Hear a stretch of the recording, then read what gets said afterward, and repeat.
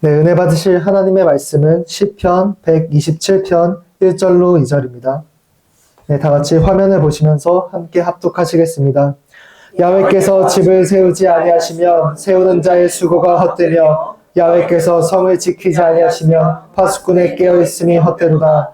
너희가 일찍이 일어나고 늦게 누우며 수고의 떡을 먹음이 헛되도다. 그러므로 야훼께서 그의 사랑하는 자에게는 잠을 주시는도다. 아멘. 이제 함께 봉독하신 말씀을 근거로 한정원 담임 목사님께서 주님이 기뻐하시는 가정이라는 제목으로 생명의 말씀을 전해주시겠습니다. 할렐루야. 하나님의 은혜가 넘치기를 주 이름으로 소원합니다. 오늘 5월 첫째 주일이라 성찬주일인데 5월달이 가정의 달이에요. 그래서 어버이 주간이기도 하고 근데 또 어린이 주간 이렇게 하기에는 좀 그래서 오늘 가정의 달 설교로 함께 은혜 나누기를 원합니다. 제가 예전에 있던 교회에서 어떤 성도님이 저에게 와서 이렇게 말했어요. 목사님, 가정의 날 설교, 교회에서 설교되는 가정의 날 설교처럼 가정의 달이 합당하지 않은 설교가 없는 것 같아요. 이러는 거예요. 그게 무슨 말이냐 그랬더니 가정의 날 설교는 되게 정형적이잖아요. 할머니, 부모, 자녀. 그게 어우러진 하나님의 기쁨이 되는 가정. 근데 사실 현실에서는 그렇지 않은 가정들이 굉장히 많다는 이야기죠. 근데 그런 가정을 정상적이다 놓고 나머지 가정을 비정상으로 보면 그 설교는 오히려 너무나 폭력적이고 너무나 칼이 되고 너무나 속상해서 그 설교를 듣고는 있지만 울컥울컥 올라온다는 거죠. 그래서 저는 많이 기도하고 고민하면서 오늘 시편 127편, 128편, 에베소서, 그리고 마가복음 이렇게 말씀을 섞어서 설교를 할 건데 기존의 전통적인 설교에서 정상으로 했던 그런 부분들을 조금 내려놓고 원론적인 하나님의 은혜와 그래서 예수 안에서의 가정이라는 큰 테두리 안에서 함께 은혜를 나누고자 합니다. 부디 오늘의 설교가 단 한 분의 마음에도 거침이나 걸림이 되지 않기를 아주 간절히 기도했고 그렇게 될 줄로 믿습니다. 저 마들역에 어떤 피자집이 있는데 전 늘 그거 너무나 기억나요. 그 피자집 그 매장에 이렇게 우리 피자집에 지켜야 될 일들 하면 1번부터 쭉 써 있는데 그 중에 한 4번쯤에 뭐라고 써 있냐면 사장님 우리를 가족이라 부르지 마시고 월급이나 올려주세요. 이렇게 써 있는 거예요. 나 그거 보면서 맞다. 우린 가족이야. 우리 한 몸이야 하면서 사실은 전혀 가족 같지 않은 그런 행태가 너무나 벌어지는 거죠. 가족은 문구가 아니지 않습니까? 가족은 구호도 아니지 않습니까? 가족은 그냥 삶의 이야기예요. 서로 간에 좀 손해보고 화도 나고 고함도 지르고 하지만 어우러져서 돌아가는 인생의 어떻게 하나됨의 이야기가 가족 아니겠습니까? 가족이라고. 그 이야기 속에 폭력적인 것들 마구마구 행하지 마시고 진짜 주께서 우리를 용납하시고 사랑하심 같이 서로 간에 사랑하면서 서로 간에 양보하면서 서로 간에 품어주면서 살아가는 우리 모두가 되기를 주 이름으로 소원합니다. 저는 오늘 봉독하신 말씀의 근거로 제목이 주님이 기뻐하시는 가정이잖아요. 주께서 기뻐하시는 가정을 이룰 수 있는 제 나름대로 3가지 원칙을 한번 성경에서 잡아봤습니다. 오늘의 첫 번째, 하나님이 세우시는 가정. 시편 127편 1절로 2절 말씀입니다. 다 같이 봉독하시겠습니다. 야훼께서 집을 세우지 아니하시면 세우는 자의 수고가 헛되며 야훼께서 성을 지키지 아니하시면 파수꾼의 깨어 있음이 헛되도다. 너희가 일찍 일어나고 늦게 누우며 수고의 떡을 먹음이 헛되도다. 그러므로 야훼께서 그의 사랑하시는 자에게는 잠을 주시는도다. 아멘.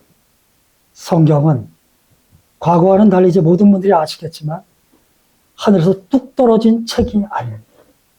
수많은 세월 성령께서 수많은 저자들의 감동을 주셔서 그 시대의 언어로, 그 시대 사람들의 말들로, 하지만 하나님이 모든 것을 주관해서 만드신 말씀입니다. 특히 시편 127, 128, 그 밖에 여러 가지 내용들, 그리고 잠언, 전도서 이런 내용들은 그냥 하늘에서 뚝 떨어서 믿어! 이게 아니라 지혜 문학이라 그래서 수많은 세월 사람들의 이야기가 모여져서 하나님께서 옳다 인정하시고 답변 준 내용이 성경에 들어와 있는 거예요. 1절과 2절 말씀을 뒤집어서 해석해야 돼요. 사람들이 하나님께 질문했습니다. 하나님, 집을 세우기 위해서 우리가 얼마나 노력했는데 집이 온전히 안 세워지는 일은 무엇 때문입니까? 우리가 전쟁에 아침부터 저녁까지 새벽까지 파수꾼을 세워서 이 전쟁을 대비했는데 잠깐 존 사이에 적이 들어오는 것은 웬일입니까? 그 세월 깨어서 그렇게 눈이 빠지도록 지켜볼 때는 안 오고 우리가 잠깐 방심한 사이에 이 성이 무너지는 건 웬 말입니까? 하나님, 잠언에 의하면 일찍 일어나고 늦게 자며 수고했던 그 애쓰면서 일하는 그러면 우리가 일한 만큼 먹고 살아야 되는데 인생을 살펴봤더니 그게 아닌 수많은 사건들은 왜입니까? 하나님께서 보호하신다면 최소한 우리가 일한 만큼은 먹고 살고 우리가 노력한 만큼 우리가 거두는 것이 인생의 진정한 원칙이 되어야 될 게 아닙니까? 이러한 질문들에 하나님이 답변을 주시는 거예요. 맞다. 인생은 참 너희들의 뜻대로 되지 않는 일이 많다. 아빠, 엄마, 그리고 자녀들도 나름대로 수고하지만 얼마나 세상에 슬픈 사연들이 많아요. 수고하지 않는 부모님이 있습니까?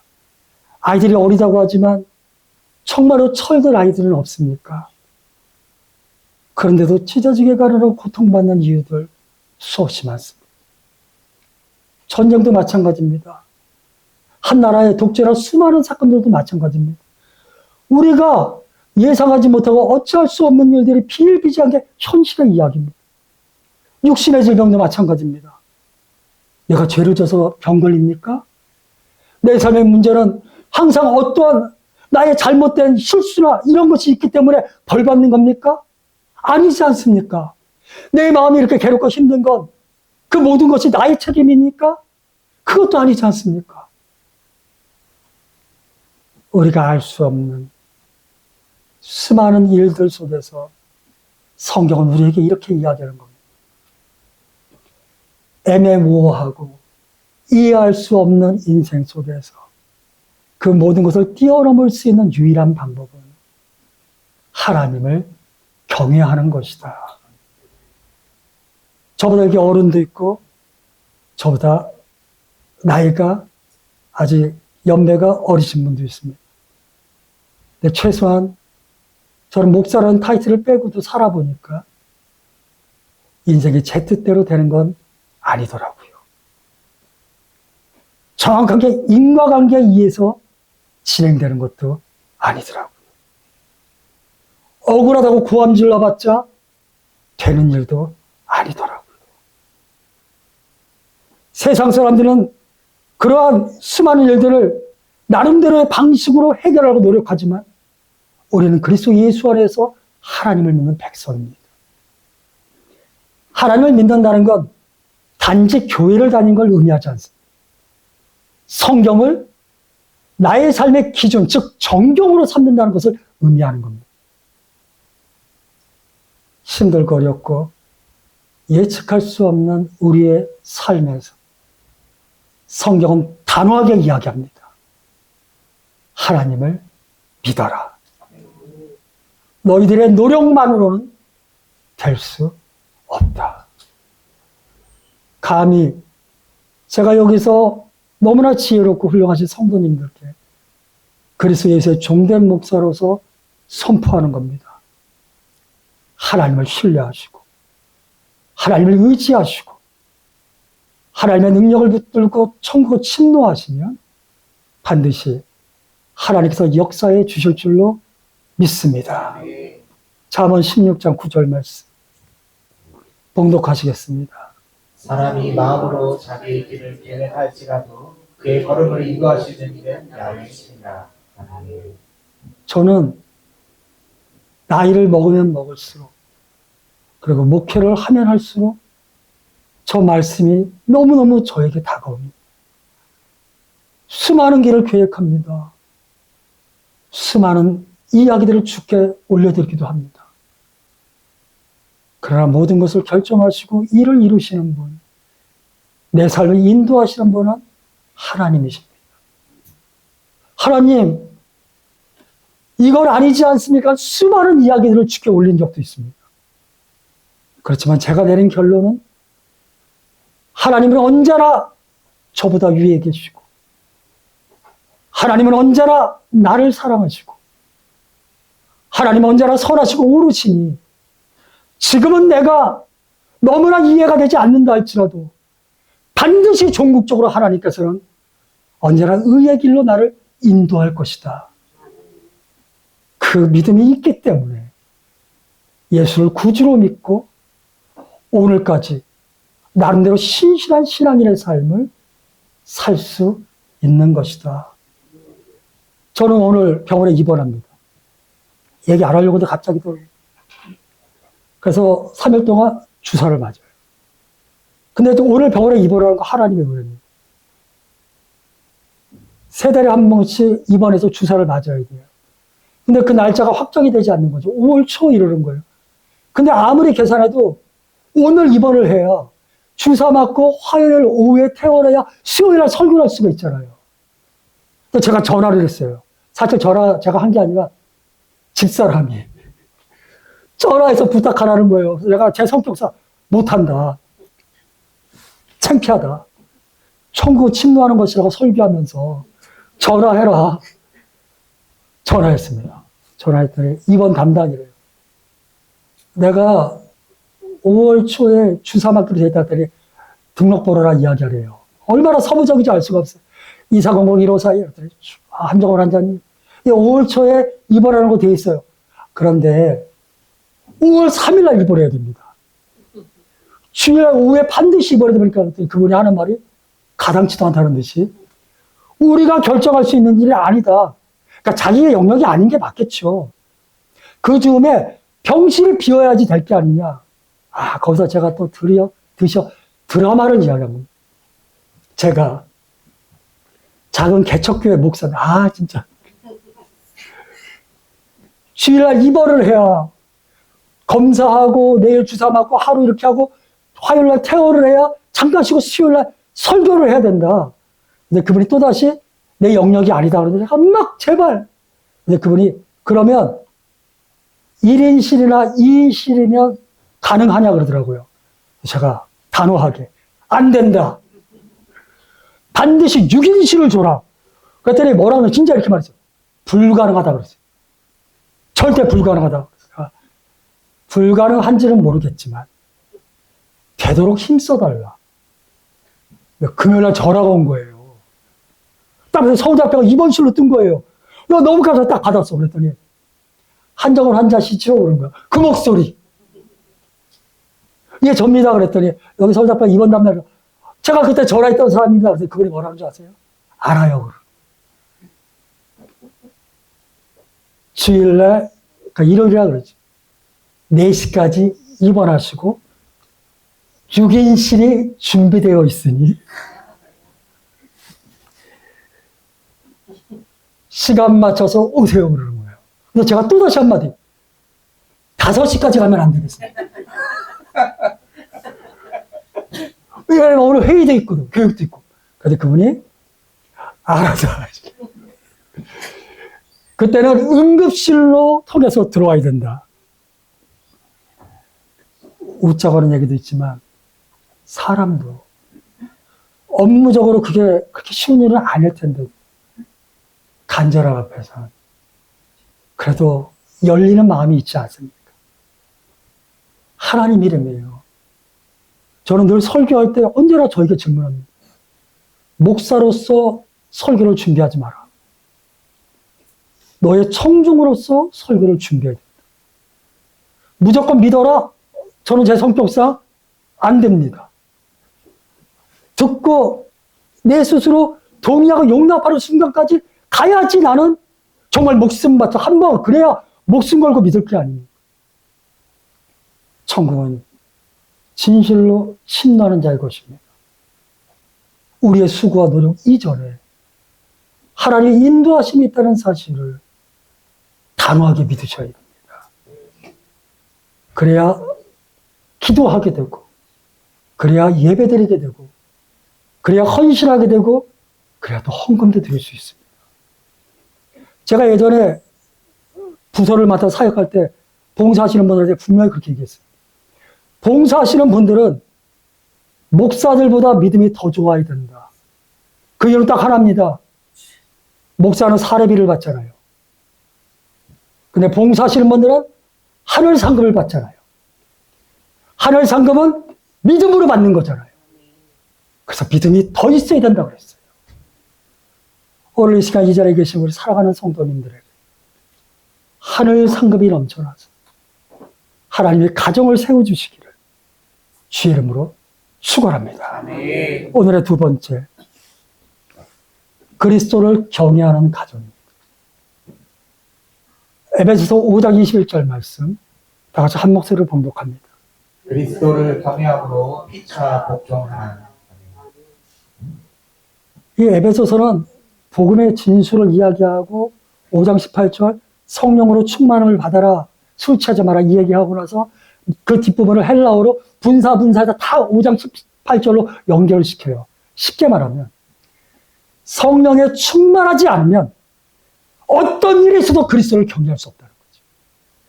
충만하면 그리스도를 경외하게 되고 그리스도를 경외하게 될 때에만 부부지간에도 부모와 자식지간에도 서로를, 그래서 복종이라는 말이 너무 너무 세서 거칠어서 저는 이렇게 표현하고 싶어요. 서로 품어줘라. 서로 관용해줘라. AD 1세기에 당시 문화는 전형적인 가부장제도 아닙니까? 피차라는 단어는 존재하지도 않아요. 위에서 이야기하면 밑에서 그냥 복종하는 거죠. 우리 기독교가 얼마나 무서운 종교인지 압니까? 시대를 뒤집어 버리는 종교예요. 수직적인 관계를 뒤집어서 주께서 우리를 위하여 목숨을 버린 같이, 위에서 아래를 위하여 자기 목숨을 버린 같이 여러분들도 서로 관용하고 사랑하십시오. 5장 21절에 주례에서 자매들이 제일 싫어하는 말 나옵니다. 자매들이여 아내들이여 남편에게 복종하십시오. 이러면 아주 학을 띱니다. 아주 징글징글하게 생각합니다. 설교자도 그 본문 내용을 제대로 파악하지 못하면 설교하기 힘듭니다. 그런데 그 뒷얘기가 기가 막힌 말입니다. 아내들이여 남편에게 복종하십시오. 교회가 그리스도를 섬기듯이 남편을 섬기십시오. 너무 남자들 좋아할 거 아닙니다. 그리스도가 교회의 머리가 되지 않습니까? 그 다음에 뒤집어 버려요. 남편들이여 아내를 사랑하기를 그리스도가 교회를 사랑하고 교회를 위하여 자기 목숨을 버리신 같이 사랑하십시오. 그래요. 이런 논리는 세상에 AD 1세기 있지도 않았어요. 남편이 아내를 사랑하는데 자기의 목숨을 버려 사랑하라는 겁니다. 이 모든 뒤집어 버림의 역사는 오직 우리 주 예수 그리스도를 경외함으로, 우리 주 예수 그리스도를 경외할 수 있는 단 하나의 방법은 성령의 충만함입니다. 자녀들아 부모를 공경하라. 계명이 있다. 뭐 자녀들한테는 뭔가 좀 줘야지 말을 들으려나? 그런데 그 다음에는 아비들아 자녀를 노엽게 하지 말라. 아까 찬송가도 어머니의 넓은 사랑. 질책할 때는 아버지들. 우리 아버지들이 좀 반성하셔야 됩니다. 그래서 제가 그 말에 좀 기분 나빠서 좀 연구를 해봤는데 우리나라도 예전에 3호곡이라는 노래를 보면 호미도 날이 없만 낫같이 들 리가 있겠습니까? 이런 거 나와요. 아빠의 사랑은 호미다. 엄마의 사랑은 낫이다. 훨씬 더 크다. 그 이유가 뭐겠습니까? 라함, 엄마의 자궁. 엄마와 자식은 태로 연결된 한 몸이었던 거죠. 그래서 더 끈끈한 것에 대해서는 뭐 이론의 여지는 없다. 그러나 아버지도 나름대로 사랑하고 열심히 산다. 여기까지. 어쨌든 거기서 주의 교양과 훈계로 자녀들을 이런 내용이 나와요. 다 뒤집어지는 거예요. 따라서 내 권리가 여기까지가 아니라 내 권리가 여기까지지만 한 발 뒤로, 한 발 뒤로 하늘 보자 버리시고 이 땅에 오신 그리스도 예수의 비어준 케노시스를 의지하여서 승리할 수 있는 우리 모두가 되기를 주의 이름으로 소원합니다. 이 기독교에서 자녀교육에서 굉장히 중요한 질문이 뭐냐면 다윗, 그리고 사무엘, 우리가 성경에서 엄청나게 비중 있는 사람들의 자식들이 거의 다 넘어졌습니다. 솔로몬이 있잖아요. 왕상 11장 보면 솔로몬 넘어지는 얘기가 한 장에 걸쳐서 그의 부인이 1000명이었습니다. 뭐 첩까지 하면. 그 여인들이 이방 여자였습니다. 이방에서 우상을 가져왔습니다. 그 여자들을 위해서 산당을 사랑하니까 그 산당을 다 지어줬습니다. 예루살렘이 우상 천지가 된 거죠. 솔로몬이 했던 일 중에 가장 멋진 업적이 뭡니까? 솔로몬 성전입니다. 그 성전 짓는데 거저 짓습니까? 세금으로 지었습니다. 그 세금 어디서 나옵니까? 백성들에게서 나옵니다. 성전 짓는데 그냥 짓습니까? 부역했습니다. 누가 했습니까? 백성들이 했습니다. 왕궁 지었습니다. 그 돈 어디서 나왔습니까? 착취해서 나왔습니다. 그래서 왕상 12장에 나라가 찢어지는 거예요. 왜? 그 훌륭한 부모 밑에서 그 패역한 자식들이 나왔을까?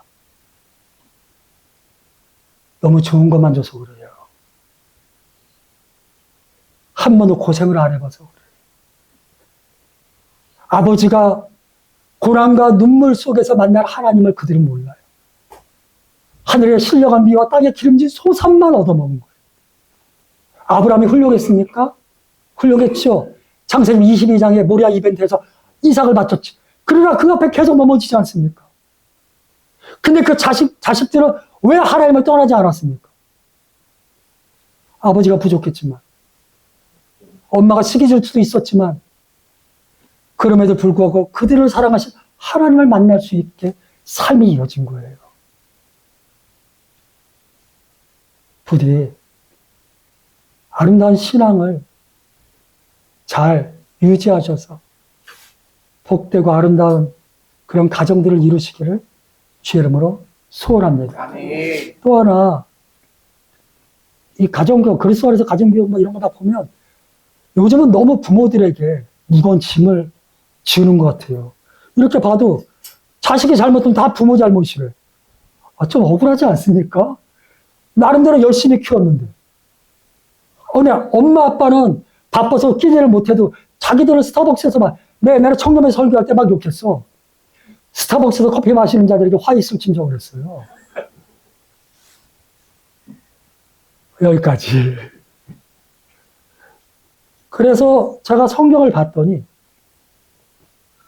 훌륭한 부모 밑에서 패역한 자식들이 나오기도 하고, 훌륭하지 못한 부모 밑에서 훌륭한 자식들이 나오기도 하더라.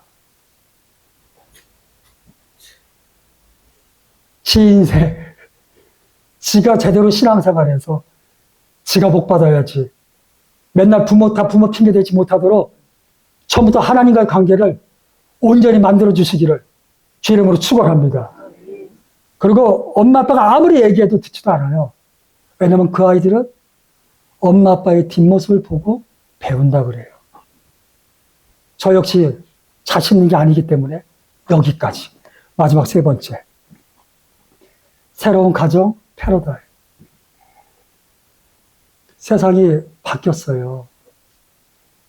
과거에 정상이라는 단어를 지금도 동일하게 사용하면 안 돼요. 과거에 살색이라는 단어, 바로 이 색깔을 얘기하는 건데, 이제 그 단어 사용하면 안 돼요. 흑인도 있고 백인도 있어요. PC라 그래서 정치적 올바르, 너무나 그건 지나쳐서 뭐 흑인 백설공주까지 나오니까는 사람들이 막 그걸 수용하지 못해. 어쨌든 세상은 많이 바뀌었어. 이제 전통적인 가정의 이미지가 굉장히 오히려 수많은 핸디캡을 가진 가정들에게 상처를 주는 경우가 많아요. 그래서 그런 분들을 위해서 어떻게 설교를 할까 고민했는데 하나님께서 2026년 오늘을 대비해서 마가복음 3장 31절 말씀, 33절 말씀, 35절 2절 다 같이 한번 봉독하겠습니다. 누가 내 어머니이며 동생들이냐 하시고 누구든지 하나님의 뜻대로 행하는 자가 내 형제요 자매요 어머니이리라. 아멘. 예수께서 마가복음 3장 보면 안식일에 병든 자를 고쳐요. 손 마른 자를 고쳐요. 난리가 났어요. 한판 붙어요. 그리고 그 다음에 병든 자들을 다 고쳐요. 슈퍼스타예요. 예수께서 3장 13절부터 제자들을 불러요. 역시 함량 미달인 사람들이었어요. 포이에 세우다라는 그 헬라어는 만들어가다는 뜻을 가지고 있어요. 그러니까 여기 계신 성도님들, 내가 이런 말 하지 마세요. 나조차 사랑하신다? 감사하다? 이렇게 생각하시면 되는 거예요.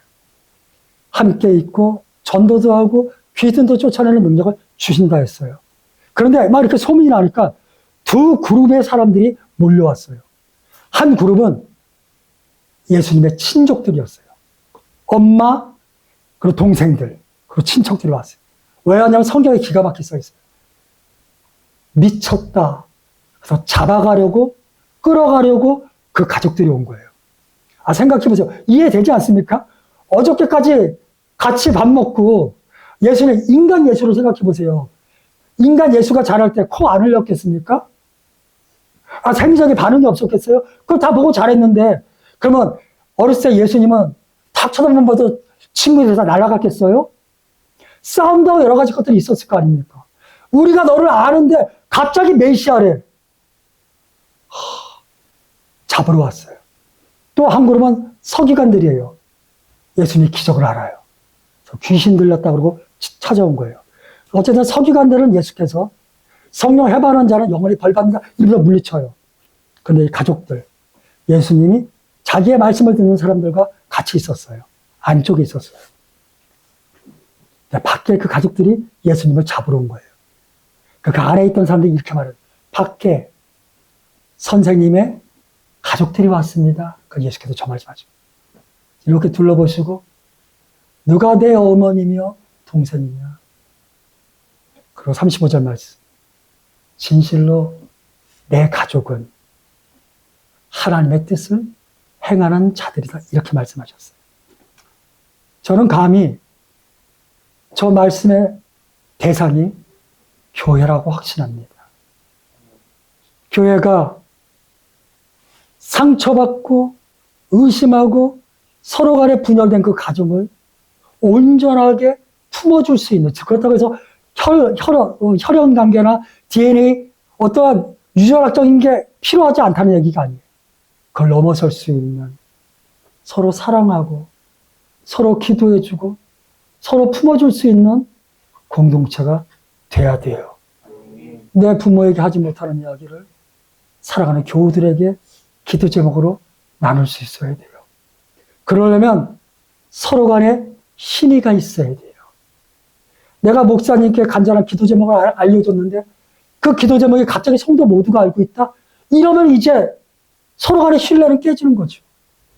내가 너무 속상해서 기도 부탁하고 기도를 알려줬는데 그 기도가 모두에게 입에 다 오르내린다?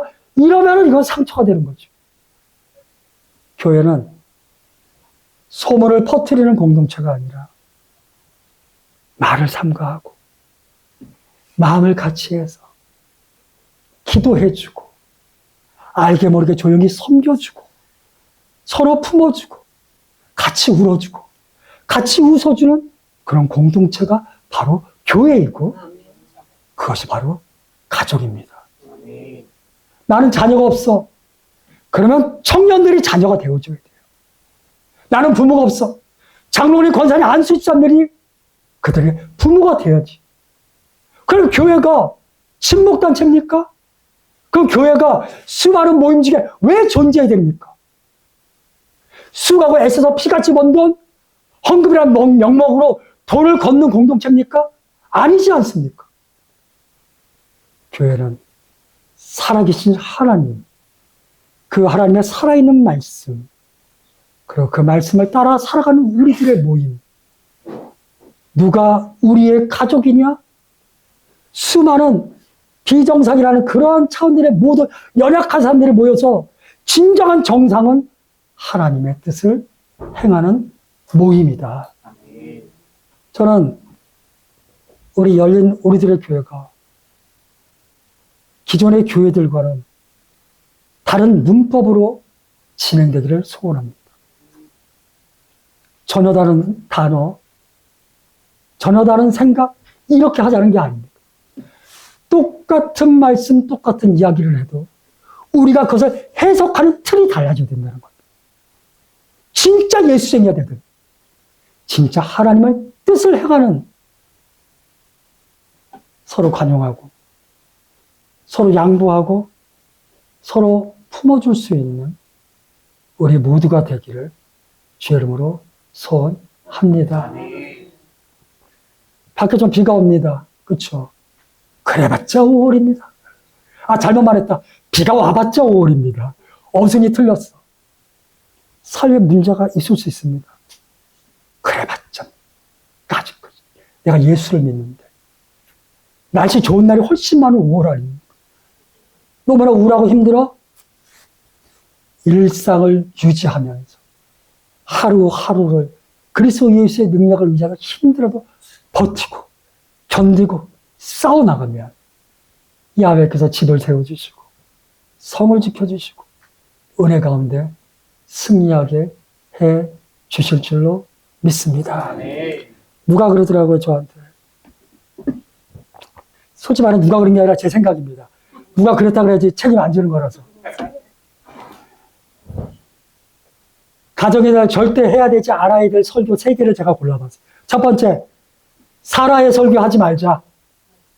두 번째, 사무엘과 한나 설교하지 말자. 얼마나 애들 말도 안 듣는데. 세 번째, 기도 만능주의. 기도하면 반드시 이루어지지요. 그러나 기도하면 즉각적으로 이렇게 해서 만약에 안 들어지는 사람은 다 잘못된 사람입니까?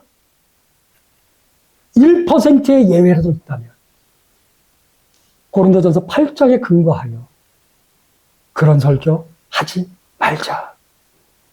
오늘도 복된 날입니다. 거하는 모든 곳곳에 하나님의 선하심과 인자하심과 축복하심이 넘치기를 주 이름으로 소원합니다.